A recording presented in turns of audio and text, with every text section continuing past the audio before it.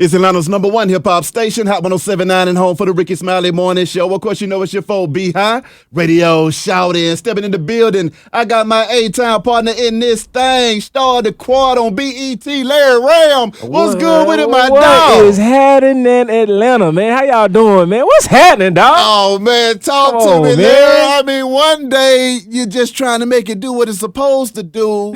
The next day, you're all over BET, man. Hey, Talk man, to me. dog, it's been a blessing, dog. It's been a long road, man, to be able to be in a position where I'm on a TV show week to week. Yeah. You know what I'm saying? Starting from doing plays at Clark Atlanta University, you know what I'm saying? Come on, man. It's been a long road, man. I'm just thankful to be here, dog. You know what I'm saying? Talk to me about the Quad, though, man, and that TV show and how it's been for you acting on it, man. It's been good. It's been a blessing, man. It's nothing like, you know what I'm saying, working on your craft and doing something you love to do and then having the opportunity to go to work every day doing what you love. It don't feel like work. You know what I'm saying? You putting in work, but it don't feel like work. You know what I'm saying? It's just fun, dog. And then for the directors and the executive producers and the other actors and stuff, you know what I'm saying? Appreciating what you're doing and saying you're doing a good job. I'm with you. You know what I'm saying? It's come on, man. There ain't nothing like it, dog. It's like I'm blessed, man. Talk to me about the plot on the Quad, though, Larry, because I seen you the other day raising your voice at folk, man. Man, come on, man. And that raising came. I said, nah, that's Larry in there right there. I don't know. There ain't no Bryce. That's Larry in there cutting up. Talk to me. Come on, man. Look, so it's basically about Anika Noni Rose. Yeah. You know, she's the new president of this historically black college, this fictitious black college, Georgia A&M University. Yeah. You know what I'm saying? She's coming to clean it up because, like most historically black colleges, you got a lot of financial problems. So she's coming there to clean that up, but she's dealing with some personal issues that she's had in her own life that made her come to Atlanta to take this job. She's bringing her daughter with her, and she's also dealing with a lot of the new freshmen and stuff that are there. My character is Bryce Richardson, and basically who he is, my father is like a judge. My brother was like the big man on campus, so I'm like third generation coming in, and I want to follow my father's footsteps. You know what I'm saying? I want to be the lawyer, the judge, and all this other stuff too. You know, and my roommate, he's from Chicago, so he comes from a different background, but we cool, we respect each other. You know what I'm saying? So it's like we become friends, you know, but there's also some turmoil that kind of happens within there that kind of gives us a little tension. I saw when you got pissed the other night when he had that gun in the room, man. You wasn't there for that, Larry. Man, like, dog, I'm in school, dog. Like, I ain't here for all that craziness, man. And you up here, you putting me in jeopardy. Yeah. You know what I'm saying? It's like, come on. First of all, I'm your friend, so I'm gonna tell you, like, dog, this ain't what it is, man. Exactly. You shouldn't do this. You in school, you trying to get right. I know you going through a lot of personal, emotional stuff, but this ain't how you handle it. And at the same time, like, you can bring this back to me. Yeah. You know what I'm saying? Like, I can't, and I ain't got time for it. I got to go, and I'm gonna make my goal happen with you or without you. So that's how Bryce roll, man. And sometimes he got to get loud with you. You know what I'm saying? Exactly. You think just because I'm from a private school and all that stuff that I won't turn up on you, dog? Like, come on, man. I ain't no lame. I mean, the Quad on BET, the season finale is about to jump off, man. Yeah, man. What do we need to be expecting in this thing, man? Boy. Woo! Man, look, Wednesday night is going to be off the charts. Oh, my God. You know what I'm saying? It's going to be a lot of excitement. I don't want to give nothing away, but talk to me. The cliffhanger is going to have y'all like, it's going to be like Game of Thrones. You know when Game of Thrones end and you be like, man, come on, man. I got to wait for this thing to come on again. I don't know what's happening, dog. Man, what's up? They're going to be hitting me up. Hey, Larry, man, so what's happening, dog? You know what I'm saying? Who did what? You know what I'm saying? Like, that's what it's going to be, dog. Like, when I read the script for the season finale, I was like, okay, dog. The whole season has a lot of great stuff happening. But the stuff that happens in the end, dog, it gets real, man. And I feel like I'm just giving y'all some generic stuff right now. It's like I ain't giving no detail, but it's some stuff is going to happen. I don't know what to say though. You gonna have BET hit me up. You gonna have Felicia Henderson hit me up. Like, so about next season, you know, we not gonna need Bryce for the next. I don't need that in my life. I need my checks. I feel that, man. I mean, speaking of that though, Larry, man. Yeah. How has that been for you though, man? Because see, I know you've been acting for a long time. So to finally have a situation to where you coming on every week, how is that for you, man? Dog, you know what? It still hasn't really hit me, dog. Really? It still hasn't really hit me, man. A lot of people, I feel like it's hit other people harder than it's hit me. Yeah. You know what I'm saying? Folks is like, oh man, you a superstar, dog. Oh man, you doing it, dog. I'm like, I just feel like Larry, dog. Like, and honestly, I'm glad that I'm like that because I tell people I don't want to get wrapped up in that idea of whatever celebrity is supposed to be or superstar. I want to focus on the work, man. I just want to do great work. That's all. See, what I notice in those kinds of situations, a lot of times when people approach you like that, they don't know how long it took you to get there. Yeah. So they don't know how woe out you are mentally You that know you what done I'm found it saying? right. You're like, hey, can I take a breather? Because I'm tired. Yeah. I done finally made it, but I'm tired of this thing. You know what I'm saying? Because you get so many people, like when you first get started, Yeah. you get so many people that come up to you, and every opportunity you get excited. Like, oh, this is the one. This is the one. It's going to happen. You been acting for 2 weeks. Man, this is the one, dog. Mama, I ain't finishing school. I'm on my way. Exactly. You know what I'm saying? Then about 2, 3, 4, 5, 8 years later, folks come to you and you be like, nah, you okay. See that? All right. Yeah, when I see a contract and I see a real script and I'm actually on set, then I get excited. Yeah. You know what I'm saying? You got to kind of hold that stuff in, man, because you get a lot of people that talk. You know what I'm saying? Ain't nobody doing nothing. I got people hit me up still talking about a project we supposed to do 4 years ago. Are you serious? You know what I'm saying? Like, yeah, hey man, we almost got that budget. We almost got that budget, bro. We got it, bro. Come on, you gonna still mess with me? I'm like, dog, I done forgot. Oh, the our price whole just went up, though. conversation. I hate to tell y'all that. Hey man, so just let y'all know this gonna be an extra X, Y, and Z.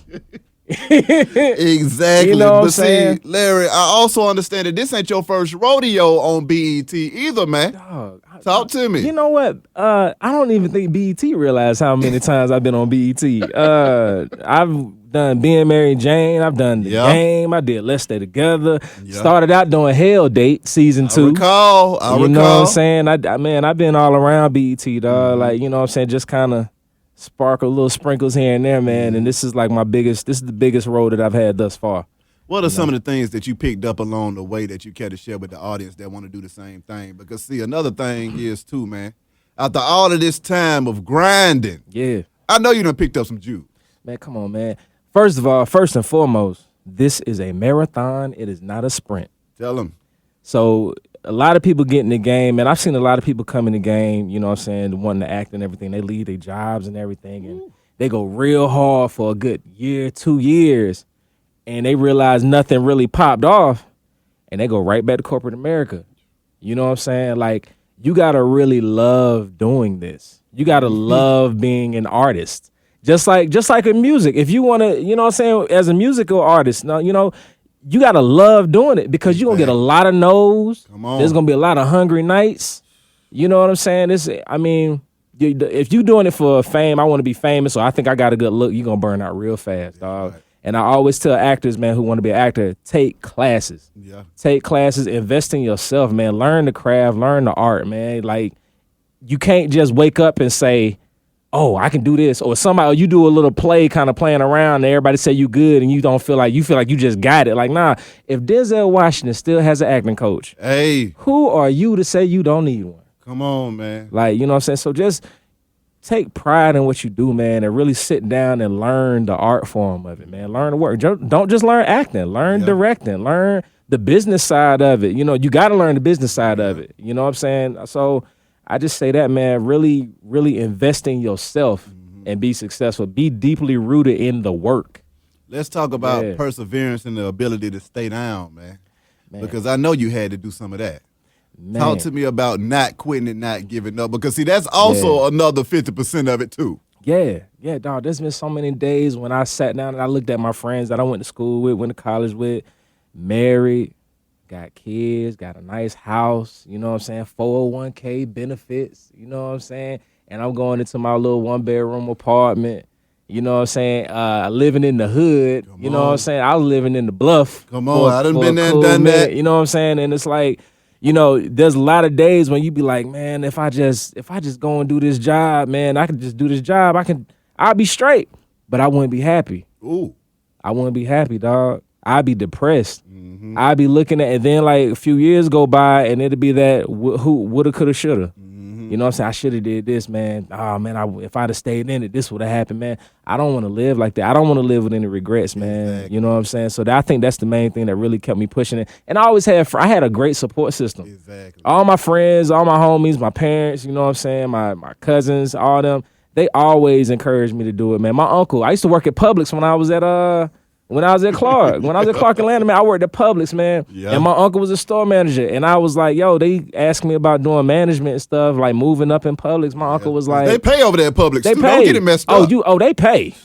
You work your way up, man, you're going to see some good money in Publix and bonuses. Come on now. You know what I'm saying? So they were telling me that. My uncle was like, dog, Publix will always be here, man. Follow your dream. Yeah. You know what I'm saying? Because my uncle wanted to be an actor growing up. What? You know what I'm saying? He wanted to be an actor, and my grandfather kind of talked him out of it because at that time, my grandfather was like, man, it's not really a whole lot of security in that for black men. Yeah. You know what I'm saying? So my uncle went to college and got his business degree, you know what I'm saying, and started doing that, man. Big shout out to my uncle, man, Alonzo Rhem. Yeah. You know what I'm saying? But he encouraged me, man, and my mom. Even my mom, when I was like, Mom, I want to act, that was the first thing that I told her I wanted to do, where she was like, I can see you doing that. Yeah. You know, and I didn't even know myself, man. So, you know, you got to have a good support system, man, because a lot of people will bring you down if you're around the wrong crowd, dog. They'll be like, nah, you can't do that, man. Come on, man. Get this job, man. Come on, man. I was like, man, I don't need that. Last thing I want to be is unhappy dealing with BS, because you're going to deal with BS no matter what you do. Who you telling? You know what I'm saying? At least let me like what I'm doing. Exactly. Word. So now, Larry, I mean, besides The Quad, you know, one of the biggest TV shows out right now. Yes, sir. What else you got going on, boss? Man, you know what? I'm doing some writing, man. I'm doing some writing. I have a one-man show that I've actually been working on off and on for like 3 years now. Yeah. You know what I'm saying? So I got a one-man show that I'm doing, and I got 2 screenplays that I'm actually working on simultaneously. So one of them is a romantic comedy. Other one is a thriller. Ooh. You know what I'm saying? They're going to be pretty good, man. So be looking out. Keep my mind and keep my name in your brain. Yeah. You know what I'm saying? Because you're going to start seeing more of me, like a whole lot, man. And I really appreciate being here tonight, bro. Man, you already know what we do, though, Larry. I mean, but speaking of those thrillers, man, I mean, what was your thoughts on that Get Out, man?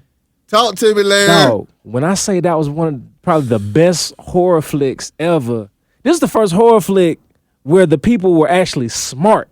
Come on, man. You know what I'm saying? Like, everything that you would say in theater yourself when you watching the movie is what my man was saying, like, nah, that don't seem right. Nah, I'm straight. Like, you know what I'm saying? You know when you side out something, like, nah. And even your best friend, like, nah, bruh. Exactly. You know what I'm saying? Like, this was the smartest horror flick that I've seen in a very long time, man. Yeah. Big up, man. Yeah. Big up to Jordan Peele, dog. Like, I want to work with the man. Like, God, that was good. You need to. You know what I'm saying? Like, I went back and watched it a second time. Now, that movie calls for you to have to watch it 2 times. Because, see, you're going to watch it the first time on one level of consciousness, like I like to say. Yes. Then you got to come back on your second level of consciousness to figure out what's really going on in that movie. There's so many subliminal things, man. When he talks about the buck and the dad talking about the brutal black buck, I was like, I was with a chick and I was like, yo, you know what that means when they see brutal black buck? You know what I'm saying? That was the when they call black dudes who went against white authority. They call them bucks because you bucking the system. Exactly. You know what I'm saying? Fall into the sunken place. You know what I'm saying? Dog, it was so much in there, dog. The one that got me, you know, the man granddaddy lost to Jesse Owens. Yeah. And they put the granddaddy in the black man body, and he was running fast as hell. Yeah, dog. You saw the Get Out challenge, right? That they be doing. Exactly. See, they doing the challenge. They don't even understand what the hell that's about. They running through Walmart and stuff, falling in the corner. Man, come on, dog. Busting their head and busting their ass and giving folks another excuse to laugh. Man, that thing's so funny, dog. I love us. Yeah, man. But other than that, man, when it comes to your creative process, though, man, when you writing them screenplays, I mean, how do you get busy on that stuff, Larry? You know what, man? I write my best at night. Yeah. I'm a night owl. I'm up real late at night. You know what I'm saying? I feel like I'm easily distracted. Yeah. So I write better when the world is asleep. You know what I'm saying? And I'm up. I might throw me on some wine. I got my own music playlist. I call it audio wine. Yeah. You know what I'm saying? And I zone out and whatever flows, like, you know, whatever's in my mind, I just kind of jot down. I start typing and I actually have a good time doing it. Yeah. You know, only time that I can work out during the day as far as writing is if I go somewhere. I got to go somewhere like a coffee shop. That's right. Or something. But when I do that, I already kind of have an idea of what I want to focus on for that day. But at night, it's all just free. I'm just being free and just allowing my brain to do what it do. Yeah. You know what I'm saying? No distractions. Now, lastly, though, Larry, before we get up out of here, man, for that another youngster that's looking at you right now, and they're saying, hey, man, this guy's on BET. He's doing his thing. I see him on all these different places, writing screenplays and just, you know, coming up. Yes, sir. What advice do you got for that guy, man? Dog, put God before everything that you do, man. Church. Put God before everything that you do, and don't be afraid to be uncomfortable. Hey. Because if you comfortable, you're going to be complacent. And when you complacent, you ain't going to move forward. That's right. So if you're uncomfortable, if you scared, then you moving in the right direction, dog. Because that's the only way that you're going to discover something new. That's the only way that you're going to discover something new about yourself that you didn't even know was there. Exactly. So don't be afraid to step out on faith, man. As long as you putting God first and you stepping out on faith and you going out there and you leaping, he going to catch you. Exactly. You're going to go through some, like, hey, Steve Harvey said it, dog, you're going to get scraped.